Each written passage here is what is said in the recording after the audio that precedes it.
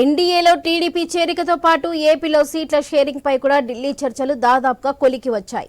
పొత్తులో తేలడంతో పాటు ఎన్ని నియోజకవర్గాల్లో ఎవరు పోటీ చేయాలనే దానిపై అగ్రనేతల మధ్య అవగాహన కుదిరినట్లు సమాచారం. బీజేపీ జనసేనకు కలిపి 8 లోక్సభ 30 అసెంబ్లీ సీట్లు ఇవ్వడానికి అంగీకారమైనట్టు తెలుస్తుంది. దీనిపై లీడర్ల ప్రకటనే మిగిలిందని చెబుతున్నారు.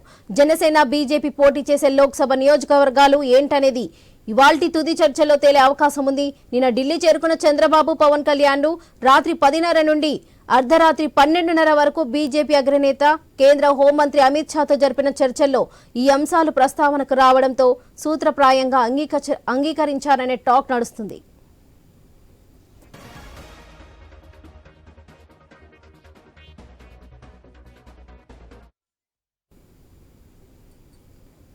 దీనిపై మరిన్ని అప్డేట్స్ విజయవాడ నుండి మా ప్రతినిధి హరీష్ అందిస్తారు. చెప్పండి హరీష్. వరలక్ష్మి, ఈ రోజు పొత్తులకు సంబంధించినటువంటి అంశం, సీట్ల సర్దుబాటుకు సంబంధించినటువంటి అంశం పైన ఒక క్లారిటీ వచ్చేటువంటి అవకాశం ఉంది. 3 పార్టీలకు సంబంధించినటువంటి నాయకత్వం ఉమ్మడిగా ప్రకటించేటువంటి ఛాన్స్ కూడా ఉందన్నటువంటి ఒక అభిప్రాయ పార్టీ వర్గాల నుంచి వ్యక్తమవుతుంది. నిన్న మధ్యాహ్నం నుంచి కూడా ఢిల్లీకి సంబంధించినటువంటి ఎపిసోడ్ పైన ఉత్కంఠంగా మారినటువంటి నేపథ్యంలో అర్ధరాత్రి వరకు కూడా ఈ వ్యవహారం పైన 3 పార్టీలకు సంబంధించినటువంటి నాయకత్వం విస్తృతంగా చర్చలు జరిపినటువంటి సిచ్యువేషన్ ఉంది. చంద్రబాబు, అదేవిధంగా పవన్ కళ్యాణ్ విడివిడిగా ప్రత్యేక విమానాల్లో ఢిల్లీ బయలుదేరి వెళ్లారు.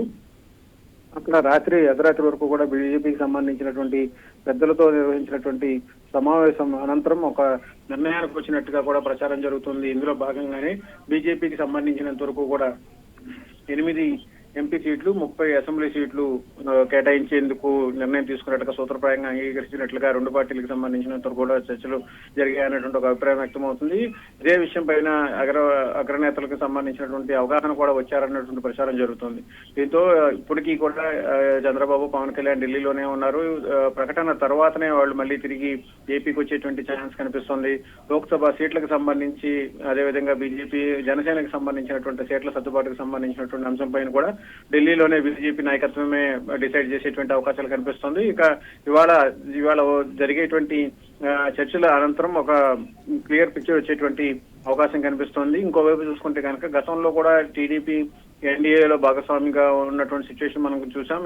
ఇంతకు ముందు కూడా గతంలో 2019 ఎన్నికల తర్వాత కూడా జనసేన ఎన్డీఏలో భాగస్వామిగా మారినటువంటి సిచ్యువేషన్. సో ఇప్పుడు ఈ 2 పార్టీలు మళ్ళీ ఎన్డీఏ పక్షాన చేరటం, 2018 తర్వాత కూడా ఎన్డీఏలోకి తిరిగి మళ్ళీ టీడీపీ స్థానం దక్కించుకుంది. ఇప్పుడు అమిత్ షా, అదేవిధంగా పార్టీకి సంబంధించినటువంటి కీలక నాయకులతో కూడా మరోసారి సమావేశమయ్యేటువంటి ఛాన్స్ కనిపిస్తుంది. కేంద్ర మంత్రులతో కూడా కలిసి రాష్ట్ర పరిస్థితులు, అదేవిధంగా వచ్చేటువంటి ఎన్నికల్లో అనుసరించాల్సినటువంటి అంశాలపైన కూడా చర్చలు జరిగేటువంటి అవకాశం ఉందన్నట్టు అభిప్రాయం పార్టీ వర్గాల నుంచి వ్యక్తమవుతుంది. వరలక్ష్మి.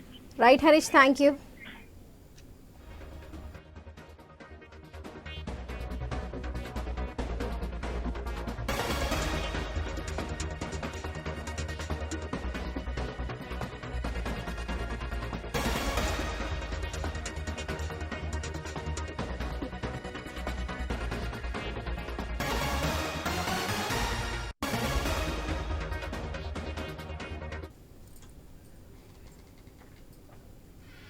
టీడీపీకి ఎన్డీఏ కొత్త కాదు. వాజ్పేయి సమయం నుంచి అనుబంధం ఉంది. బీజేపీ సారథ్యంలోని కూటమి నుంచి మధ్యలో పలుమార్లు వెళ్లిపోయినా తిరిగి చేరిన సందర్భాలు అనేకంగా ఉన్నాయి.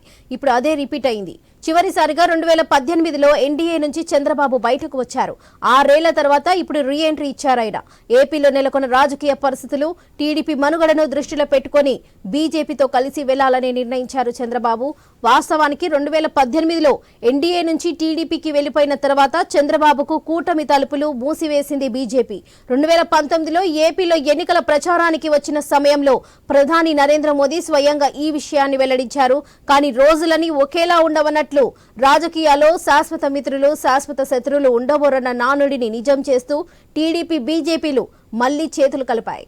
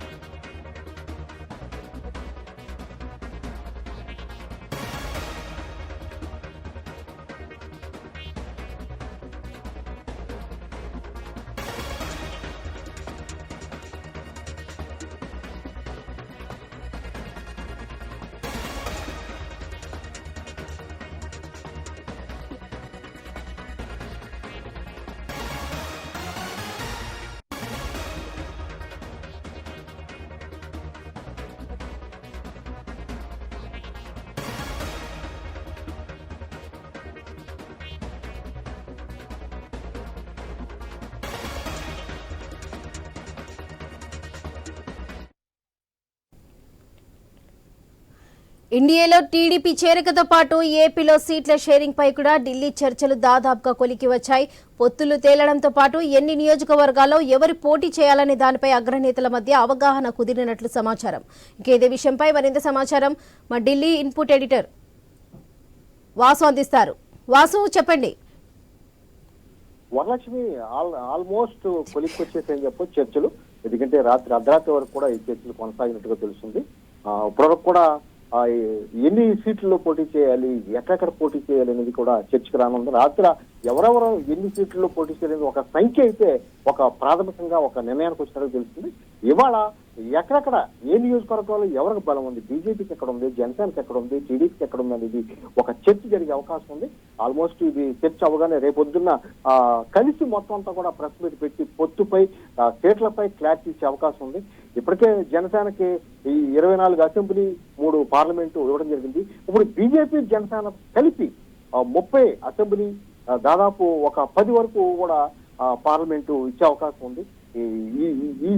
దీని మీదనే ఎక్కువ చర్చ జరిగింది. అమిత్ షా గానీ నడ్డా గానీ దీని మీద చర్చ జరిగింది. అంతకు ముందు పురంధేశ్వరితోనూ సోమవీరాజుతోనూ ముఖ్య నాయకులతో వాళ్ళందరూ కూడా ఎక్కడెక్కడ బీజేపీకి బలం ఉందని ఇచ్చేశారు. ముఖ్యంగా వాళ్ళంతా కూడా ఫోకస్ ఏంటంటే ప్రధానంగా ఏపీలో ఎక్కడెక్కడ గతంలో గెలిచారు అంటే ఎక్కడెక్కడ వాళ్ళు ఎంపీలు అయితే ఎమ్మెల్యేలు అయితే అక్కడ గెలిచారు. తిరిగి అక్కడ వాళ్ళకు ఒక కొంత ఓటు బ్యాంక్ ఉంది. గతంలో గెలిచాం కాబట్టి అక్కడ సీట్లే డిమాండ్ చేసే అవకాశం. అందులో భాగంగా ముఖ్యంగా విశాఖ పార్లమెంట్ తో పాటు విశాఖ నార్త్ అడుగుతున్నారు. అదేవిధంగా గోదావరి జిల్లాలో అటు నరసాపురం, ఇటువైపు రాజమండ్రి అడుగుతున్నారు. అదేవిధంగా తిరుపతి అడుగుతున్నారు రాయలసీమలో. ఇలాగా రాష్ట్ర వ్యాప్తంగా కూడా అన్ని ప్రాంతాల్లో కూడా గోదావరి జిల్లాలో, ఉత్తరాంధ్ర, రాయలసీమ తదితర అమరావతి తదితర ప్రాంతాల్లో మొత్తం 4 చోట్ల కూడా వాళ్ళు పార్లమెంట్ తో పాటు అసెంబ్లీ అడిగే అవకాశం ఉంది. అసెంబ్లీ ప్రధానంగా ఉత్తరాంధ్రలో అయితే 2 అసెంబ్లీ, గోదావరి జిల్లాలో కొంచెం కాన్సన్ట్రేషన్ చేస్తున్నారు. బీజేపీ గతంలో బలంగా ఉంది కాబట్టి, జనసేన కూడా అక్కడ బలంగా మిత్రపక్షం బలంగా ఉంది కాబట్టి గెలిచే అవకాశం ఉందని చెప్తున్నారు. అయితే వీళ్ళు బీజేపీ ఎక్కువ సీట్లు అడగడంతో చంద్రబాబు గానీ పవన్ కళ్యాణ్ చాలా క్లియర్గా చెప్పడం జరిగింది. బీజేపీకి ఇవ్వడానికి ఎటువంటి అభ్యంతరం లేదు, కానీ గెలవాలి. గెలిచే అవకాశం ఉన్న సీట్లోనే మనం ఫోకస్ పెడదాం. ఎందుకంటే ఇది ఇటు తిరిగి వైసీపీకి ప్లస్ అయ్యే అవకాశం ఉంది. ఆ పరిస్థితి రాకుండా మొత్తం అందరూ కూడా వాస్తవికంగా ఎవరెవరు ఎక్కడ గెలుస్తారని తెలుసుకుని ఇవ్వడానికి అభ్యంతరం ఎన్ని ఇమ్మని ఇస్తాం, కానీ గెలవాలి. గెలవకపోతే మాత్రం ఈ ప్రయత్నం అంతా వృధా అవుతుందని చాలా క్లియర్ గా చంద్రబాబు గానీ పవన్ కళ్యాణ్ గానీ వాళ్ళతో డిస్కస్ చేయడం జరిగింది. రాత్రి అర్ధరాత్రి వరకు కూడా అమిత్ షాతోనూ నడ్డాతో డిస్కస్ చేసినటువంటి వాళ్ళందరూ కూడా రాత్రి 1 గంట ప్రాంతం వరకు కూడా డిస్కషన్ జరిగింది. అనంతరం మీరు ఢిల్లీలోనే ఉండండి, మళ్ళీ రేపు ఒకసారి డిస్కస్ చేద్దామని చెప్పడం. ఇవాళ ఆ పురంధేశ్వరులు అయితే ఏపీకి సంబంధించిన ముఖ్యమైన నాయకులతో వాళ్ళు చర్చించిన అనంతరం మళ్ళీ పవన్ కళ్యాణ్ చంద్రబాబుని పిలిచే అవకాశం ఉంది. పిలిచాక మొత్తం ఎక్కడెక్కడ పోటీ చేయలేని నియోజకవర్గాలు కూడా చాలా క్లారిటీగా, ఎందుకంటే నోటిఫికేషన్ టైం వచ్చేస్తుంది, టైం లేదు, ఇంకా టైం తీసుకునేసారి మరి అవకాశం ఉంది. దాంతో ఇవాళైతే చంద్రబాబును పవన్ కళ్యాణ్ తాడో పేడో అంటే పొత్తు ఉంటుందా ఉండదా, పొత్తుంటే ఎక్కడెక్కడ నుంచి పోటీ చేయాలని చాలా క్లారిటీగా తెలుసుకునేందుకైతే చాలా సంసిద్ధ స్థాయి వెళ్ళారు.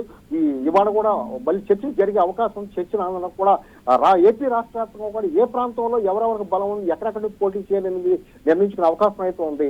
ఏదేమైనప్పుడు కూడా ప్రస్తుతానికి మొత్తం టోటల్ కొలిక్కి వచ్చిందని అటుగానే చెప్తున్నారు. మొత్తం కొలిక్కి వచ్చింది కాబట్టి ఇవాళ కూడా చర్చలు జరిగి చర్చల అనంతరం కూడా ఏ నియోజకవర్గం ఎవరనేది క్లారిటీగా వచ్చే అవకాశం ఉంది.